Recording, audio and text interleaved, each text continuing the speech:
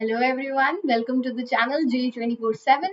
Let's start with a प्यारा सा quote that push yourself because no one else is going to do it for you. और जब बच्चे मुझे ये चीज बोलते हैं कि मैम मुझे समझ नहीं आ रहा है और मुझसे और हो नहीं रहा है, आप कुछ मोटिवेट कर दो, तो मैं ऐसे कि सी अगर आपको मोटिवेशन कहीं से मांगना पड़ रहा है तो it's not going to work. वो पुश खुद से आना चाहिए। जो हम इंस्पिरेशन कहीं से ढूंढते हैं वो बस एकदम से हिट करती है। वो इंस्पिरेशन कभी जब आप ढूंढने जाते हो तो कभी नहीं मिलती है। आपको इंस्पिरेशन हमेशा बैठ के ऑब्जर्व करके शांति से ढूंढनी पड़ती है और फिर वो पुश खुद से लेके आना पड़ता है to do everything. Push yourself because मैं कितनी भी कोशिश कर लूँ I can't do it for you. अगर मैं कर सकती मैं कर देती। Okay so let's start. ये है हमारा मस्ट डू क्वेश्चंस का फर्स्ट वाला पार्ट। ठीक है, जो आपको 12th बोर्ड्स के लिए एसेंशियल होगा वो वाले आपको क्वेश्चंस करने हैं एकदम, जो कंपल्सरीली करके ही जाओ, which is going to be very important for your boards. ये वाले रहेंगे। इसका ये पार्ट 1 वीडियो है। इसमें डिस्क्लेमर मैं पहले ही दे देती हूँ कि सिलेबस जो है वो अपडेट होता रहता है। मतलब बेसिकली पढ़ लेना, ये बिल्कुल ऐसे कि mutual fund is like subjected to market risk. मेरा नाम है भव्य आचार्य, I'm BTech from IIT Delhi. I've done my civil engineering, graduated in the year 2017. 3 साल का टीचिंग एक्सपीरियंस है अभी तक ऑफलाइन में। ऑनलाइन में बस कुछ ही महीने हुए हैं, तो just bear with me if I like say something wrong here. यहाँ पे अब आप लोग मुझे इधर फॉलो कर सकते हो। मतलब बेसिकली अगर ये टेलीग्राम चैनल ये वाला ज्वाइन कर लोगे तो आपको मेरी YouTube as well as Unacademy सबके क्लासेस के नोटिफिकेशन आते रहेंगे। You can follow me on Unacademy at BSc BHA VYA and basically ये मेरा यूजर नेम है। इधर आप मुझे जाके फॉलो करोगे तो अनअकैडमी का ऐप भी आपको याद दिलाएगा कि देखो मैम की क्लास आ रही है। उसके अलावा everybody knows that Unacademy is a platform. ये सोच रहे हो ना डोनेट क्या है, मैं बता रही हूँ। अन अकेडमी इज अ प्लेटफॉर्म जहाँ पे आपको फ्री एजुकेशन हर किसी, मतलब जो मेरी एज है उतने एक्सपीरियंस के टीचर्स भी यहाँ पे फ्री में पढ़ाते हैं एंड काफी सारा कंटेंट फ्री अवेलेबल है। लेकिन अगर सिर्फ फ्री कंटेंट से हो जाता, प्रिपरेशन हो जाती तो अभी तक मतलब सब लोग प्रिपेयर हो जाते हैं एग्जामिनेशन के लिए। लेकिन एग्जामिनेशन को क्रैक करने के लिए there something more that you need and that is discipline. वो चीज आपको प्लस सब्सक्रिप्शन में live classes, unlimited access to all the resources, weekly test and structured courses में मिल जाएगी। ये सारा प्लस के अंदर का फीचर है और एक आइकॉनिक एक तरीके से उसके सर पे बैठा हुआ है। उसमें प्लस के सारे फीचर्स रहेंगे। उसके अलावा you will get personal guidance, study material, test analysis, study planner and expert guidelines, जो कि आपको एग्जामिनेशन में हर स्टेप में हेल्प करेगा। This is kind of like personalise thing जो कि आपका खुद का कस्टमाइज्ड होगा। जैसे कि पर्सनल ट्रेनर्स होते हैं जिम में या फिर पर्सनल डाइटिशियंस होते हैं, बस वैसे ही यहाँ पे यह तुम्हारा पर्सनल कोच जो है वो बन जाएगा। आइकॉनिक सब्सक्रिप्शन, उसकी जो कॉस्टिंग है यहाँ पे दे रखी है, जैसे प्लस की आपको दे रखी है इधर और आइकॉनिक की इधर, दोनों में you can use my code BHVY to get 10% extra off. And as the duration increases, जैसे 12 महीने से लेके अगर आप 24 मंथ्स में देखो, कॉस्ट पर month is going to reduce as the time increases. अभी फिलहाल एक बम्पर ऑफर चल रहा है, दैट इज अगर आप 3 महीने का सब्सक्रिप्शन लेते हो तो उसमें 1 मंथ का फ्री मिल जाएगा। तो just go and grab the deal as soon as possible. सबसे पहला वाला जो मुझे मिल रहा है ये है रिलेशंस का। ठीक है, ये जो रिलेशन वाला आपका क्वेश्चन है ये सब जगह आ जाता है एंड इसमें वीकेस्ट लिंक जो है आई वुड से प्रूफ्स होता है। ठीक है, कि इसमें आपको प्रूफ्स जो है वो ठीक से करने नहीं आते हैं। तो I am just going to say कि ये किस तरीके से वर्क करता है। Check whether given relation is reflexive, symmetric, transitive या equivalence. This is going to be primarily the question. ठीक है, the question that you guys deal with. And इसमें सबसे पहले देख लो रिफ्लेक्सिव क्या होता है। ठीक है, रिफ्लेक्सिव में आपको हमेशा, रिफ्लेक्सिव में आपको हमेशा क्या होगा, एक कोई रिलेशन दे रखा होगा। ये रिलेशन मार्कर अच्छा नहीं लग रहा है, बिल्कुल अच्छा नहीं लग रहा है, डार्क येलो। ठीक है, रिलेशन जो है उसमें हमेशा आपको यहाँ ऑर्डर्ड पेयर मिलते हैं। ठीक है, ऑर्डर्ड पेयर ये किसी ना किसी सेट पे रिलेशन डिफाइंड होगा। तो जैसे आपको दे रखा है set relation R is on, relation R is defined on A. ठीक है, तो वो ए क्रॉस ए पे डिफाइंड है। अब ए जो है उसमें बहुत सारे एलिमेंट होंगे। रिफ्लेक्सिव चेक करने के लिए the main thing that you need to check here is कि आपके ए में जितने भी एलिमेंट्स है, जैसे कि 1 2 3 है, तो वो खुद से रिलेटेड वाले, यानी कि 1 1 2 2 और 3 3, तीनों के तीनों इसमें होने चाहिए।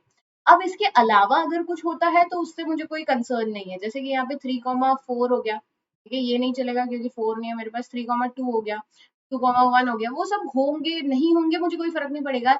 ये है जो कंपल्सरी होने ही चाहिए, ठीक है, ये मस्ट है। अगर ये आपके सेट में दिखते हैं तो आपका सेट रिफ्लेक्सिव हो जाएगा। तो अब ऐसे वाले क्वेश्चन जिसमें आपको रिलेशन ऐसे सामने रोस्टर फॉर्म में लिख के दे दिया है तब तो कोई प्रॉब्लम नहीं है, ठीक है, लेकिन जब वो सेट डिफाइनिंग तरीके से होगा, ठीक है, कि आपको कुछ एक पर्टिकुलर डेफिनेशन दे रखी होगी, तो आपको बस ये चेक करना है कि वो खुद से रिलेट हो रहा है या नहीं। जैसे कि एक्स कॉमा वाई, ठीक है, एंड रिलेशन दे रखा है x is greater than equal to y. अब उसमें जस्ट चेक कि आप जितने भी इनपुट डालोगे वो ये वाली कंडीशन फॉलो कर रहे हैं या नहीं। जैसे कि अगर मैंने 1,1 लिया तो क्या 1 is greater than equal to 1? Yes, 1 भी है, 2 भी है, 3 भी है, सब कुछ इसको एक्चुअली सेटिस्फाई करेंगे। So basically this thing, this relation, ये वाला जो लॉजिक है, this should be satisfied by all the 1,1, 2,2, 3,3, 5,5 जो भी आपके ए में एलिमेंट्स है उन सब के लिए। That is how reflexive you are going to check reflex. अगर है तो आपको सिर्फ ये लिखना है कि yes the given relation is reflexive, ठीक है, अगर ये वो 1 मार्क्स वाले क्वेश्चन आते हैं। लेकिन अगर थोड़ा सा और इलेबोरेट होता है तो आपको बस इतना इस हिसाब से लिखना होगा, ठीक है। यहाँ पे लिखने का तरीका बहुत ही स्टैंडर्ड और सिंपल सा है। ये मैं यहाँ पे एक पार्टीशन बना देती हूँ छोटा सा, यहाँ का ख्याल रखेंगे, ओके। एंड इसमें जस्ट रिमेम्बर आपको ये लिखना है for a relation to be reflexive,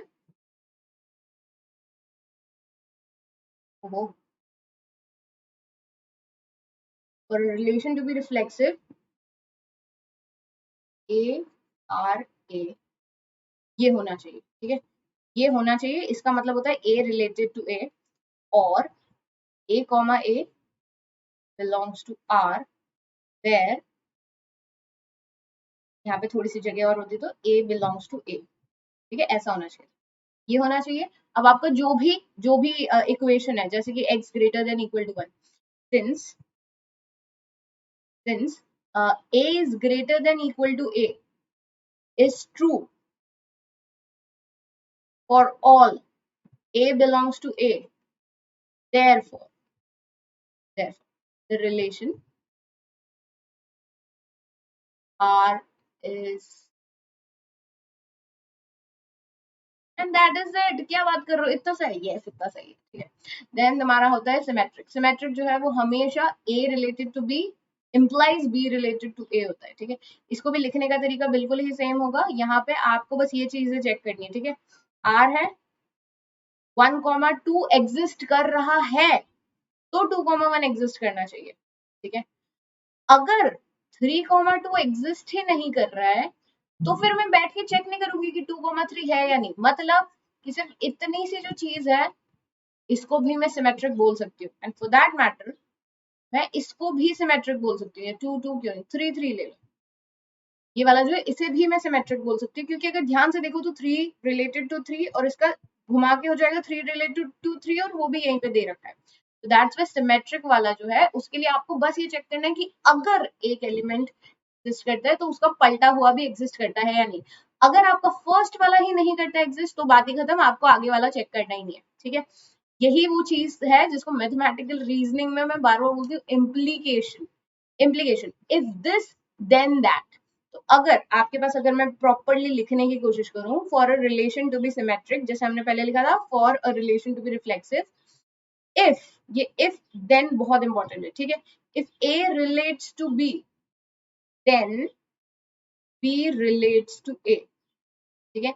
या फिर आप इसको और कैसे लिख सकते हो, if a comma b belongs to R then b comma a belongs to R, ठीक है। where, इन दोनों के लिए where a comma b belongs to a, जहाँ पे R जो आपका रिलेशन है, R is a set on A cross, ठीक है। R is defined from A to A, okay. Now ये वाली जो चीज है ये आपकी सिमेट्रिक हो जाएगी। इसका तरीका वही होता है कि लाइन 1 हमारा पहला एलिमेंट है, लाइन 2 दूसरा एलिमेंट है, line 1 is perpendicular to line 2, this automatically implies कि line 2 is also perpendicular to line 1। और ये वाला जो लॉजिक है ये मैं यहाँ पे लिख दूंगी, ठीक है। तो जैसे कि ये वाला हमने लिख दिया सबसे पहले सिमेट्रिक के लिए, उसके बाद since if L1 is perpendicular to L2, then L2 is automatically perpendicular to L1, which implies फिर ये L1 is related to L2 and sorry, then if L1 is related to L2, then L2 is related to L1 and hence the relation R is symmetric. ठीक है, ये वाला आपको पूरा proper तरीका रहेगा टू राइट इट. अगर 1 marks का है तो आपको सिर्फ ये लिखना है कि इट इज सिमेट्रिक और इट्स नॉट.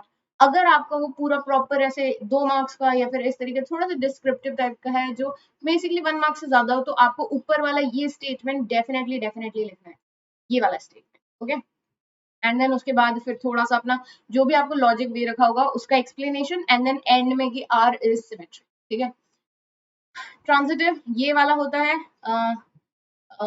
जैसे जीरोथ लॉ ऑफ थर्मोडायनेमिक्स होता है, ये दोनों इक्विलिब्रियम में वो दोनों हैं तो फिर फर्स्ट और थर्ड भी होंगे. बस वही वाली चीज है यहाँ पे कि अगर ए, अब यहाँ पे देखना if A is related to B and B is related to C, मतलब ये दोनों के दोनों का एग्जिस्टेंस जरूरी है. ठीक है, ए बी का भी, बी और सी का भी, then A relates to C, ये आपकी कंडीशन हो जाएगी. और इसमें I think A comma B belongs to R वाला नोटेशन अब तुम लोग समझ ही गए हो, तो ये वाली चीज रहेगी. इसमें अगेन आर का होना नहीं होना ये मुझे अलग से देखना पड़ेगा. ठीक है, कि मेरे पास 1,2 है, 2,3 है, दोनों है, तो अब मैं जाके चेक करूंगी कि मेरा 1,3 है या नहीं, so that I can say that this thing is transitive और नॉट. ठीक है, तो यहाँ पे जैसे 2,2 भी है, इससे भी मेरे को कोई फर्क नहीं पड़ता. अब इसको देखो, ये एग्जिस्ट कर रहा है, 2,3 से भी रिलेट कर रहा है, तो फिर ये 1,3. जस्ट इन केस ये नहीं होता तो फिर मैं बोलती कि रिफ्लेक्स ट्रांजिटिव नहीं है, लेकिन ये 1,3 हो गया. लेकिन अगर ये नहीं होता तो भी मैं बोल सकती थी कि ये ट्रांजिटिव है. क्यों? 2,2 है मेरे पास.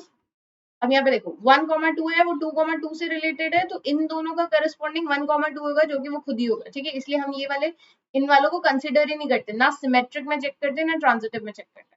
अब ये बताओ 1,2 और ये 1,3, 1,3 फिर 3, समथिंग नहीं आ रहा, यहाँ पे 2, समथिंग नहीं आ रहा, और बेसिकली यहाँ पे एज सच और कुछ भी आपका पोर्शन बन नहीं रहा है. तो ये जो आपकी इफ वाली कंडीशन है ये होल्ड ही नहीं कर रही, यहाँ से लेके यहाँ तक इनमें से कुछ भी होल्ड नहीं कर रही, तो ये भी ट्रांजिटिव है. और यहाँ पे बच्चों के नंबर गलत हो सकते हैं. ठीक है, वो सोचते हैं कि अरे ये चीज दोनों के दोनों होल्ड नहीं कर रही है तो फिर तो ये ट्रांजिटिव नहीं है. आपकी प्राइमरी कंडीशन ही फॉलो नहीं हो रही है. ठीक है, अगर प्राइमरी कंडीशन फॉलो नहीं हो रही है तो वो उसे काटेगा कैसे. ठीक है, जैसे कि हमारा हो गया कि फर्स्ट वाली कंडीशन हो गई, अब मैं चेक कर रही हूँ कि दूसरे वाले के होने नहीं होने पे आपका ट्रांजिटिव होगा या नहीं होगा, लेकिन फर्स्ट वाली ही नहीं हो रही है तो हम उसे ट्रांजिटिव ही बोलते हैं. ठीक है, एंड इसी तरीके से आपको यहाँ पे वापस से इसका थोड़ा सा वो ए कॉमा बी वाला वो बिलोंग्स टू आर वाला वो नोटेशन जो है उनमें से भी आप सिलेक्ट कर सकते हो. इन दोनों में से कोई सा भी एक लिखना होगा, बोथ विल वर्क. और फिर उसके बाद थोड़ा सा एक्सप्लेनेशन कि जैसे A similar to B, B similar to C, therefore A similar to C, ये वाला ऐसे मैथमेटिकली लैंग्वेज में थोड़ा सा लिखना है. एंड उसके बाद फिर कि हमारा आर इज ट्रांजिटिव. ठीक है, ये स्टेटमेंट एंड में लिखना जरूरी है क्योंकि बोर्ड्स वालों के ऐसे मान के चलो उनके पास दिमाग नहीं होता है तो उनको सब कुछ सामने लिखा हुआ चाहिए. ऐसा नहीं है, वो चाहते हैं कि वो तुम लोग एकदम शब्दों में लिख दो ये चीज, लेकिन तुम ऐसा मान के चलो कि अरे यार इनको तो सब बताना पड़ता है और ऐसे करके लिख देना. एंड फाइनली इक्विवेलेंस, ये थोड़ा सा लंबा क्वेश्चन आएगा, ये 1 या 2 मार्क्स वाला नहीं, ये थोड़ा सा लंबा वाला क्वेश्चन आएगा क्योंकि आपको कुछ भी अगर इक्विवेलेंस प्रूव करना है तो आपको रिफ्लेक्सिव, सिमेट्रिक और ट्रांजिटिव तीनों की तीनों जो है प्रॉपर्टीज चेक करनी पड़ेगी. और उसका तरीका बिल्कुल वही होगा जो थोड़ी देर पहले डिस्कस किया था.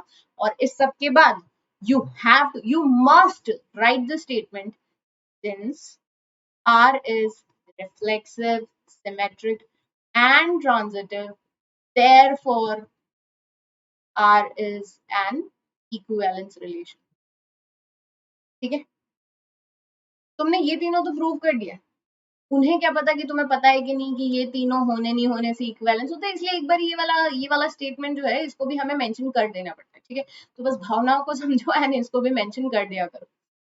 एंड बस that's it, 3 hours 80 marks, just go for it because ये हो सकता है, बिल्कुल पॉसिबल है। हमारे टाइम 3 आवर्स में 100 मार्क्स करने होते थे और उसमें भी बहुत ज्यादा प्रिसीजन के साथ। हमारे प्रैक्टिकल वाली चीज भी मैं जल्दी से लेके आऊंगी, सो अभी के लिए ये चीज ख्याल रखना। आस्क अ डाउट फीचर जो है अन अकेडमी पे, you can ask any doubt there any time. उसमें आपके स्टेप्स बहुत क्लियर हैं। Click on ask a doubt, upload the picture, select the subject and get instant solution if it's in the database, और अगर नहीं तो बस थोड़ा सा टाइम दो, वीडियो सोल्यूशन बहुत ही जल्दी मिल जाएगा। Dos and don'ts are clear कि फालतू की फोटो मत डालना, ब्लर मत डालना, आधी कटी हुई मत डालना, खुद की सेल्फियां मत डालना, ठीक है। एंड यू सेट जो है वो हो रहा है every Sunday 12 PM to 3 PM। You can use my code Bhavya to unlock it. और इस वाले में यानी कि 28 मार्च पे तो मेगा यूज सेट हो रहा है। इसमें काफी सारे स्कॉलरशिप और Amazon वाउचर्स भी मिलेंगे। ये आपके अपकमिंग बैचेस की लाइक लिस्ट है, जल्दी से जाके आप ज्वाइन कर सकते हो ताकि मिनिमम से मिनिमम आपका रहे क्या बोलते हैं बैकलॉग और ये टेस्ट है।